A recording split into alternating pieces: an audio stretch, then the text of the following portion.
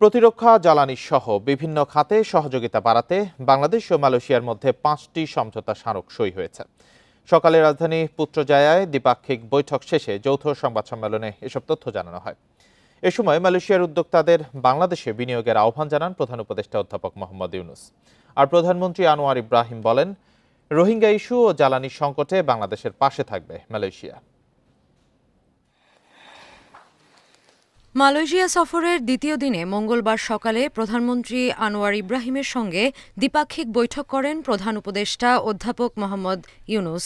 বৈঠকে বাংলাদেশ ও মালয়েশিয়ার মাঝে 5টি সমঝোতা স্মারক সই এবং 3টি নোট বিনিময় হয়।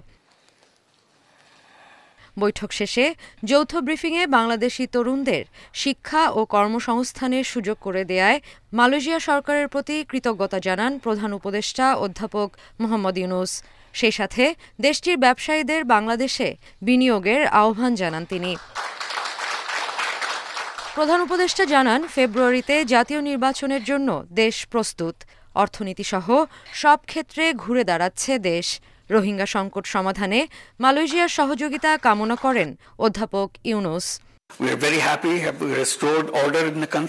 বাংলাদেশ এখন অর্থনীতি থেকে শুরু করে সব ক্ষেত্রেই ঘুরে দাঁড়ানোর চেষ্টা করছে।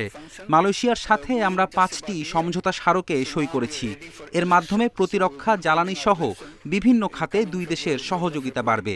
এখন নির্বাচনের জন্যও সম্পূর্ণ প্রস্তুত আমরা।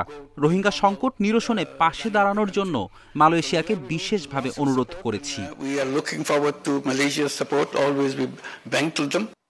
বাংলাদেশের শান্তি প্রতিষ্ঠায় অধ্যাপক ইউনুস গুরুত্বপূর্ণ ভূমিকা রাখছেন বলে মন্তব্য করেন মালয়েশিয়ার প্রধানমন্ত্রী আনোয়ার ইব্রাহিম।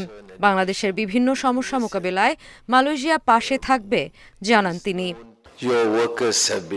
বাংলাদেশের শান্তি প্রতিষ্ঠায় গুরুত্বপূর্ণ ভূমিকা রাখছেন অধ্যাপক মোহাম্মদ ইউনুস।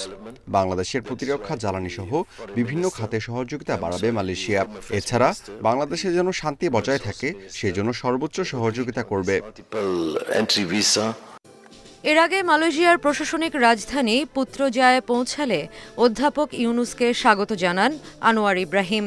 এ সময় প্রধান উপদেষ্টাকে লাল গালিচা সংবর্ধনা এবং গার্ড অফ অনার দেয়া হয়। Sadia Afrin, independent news.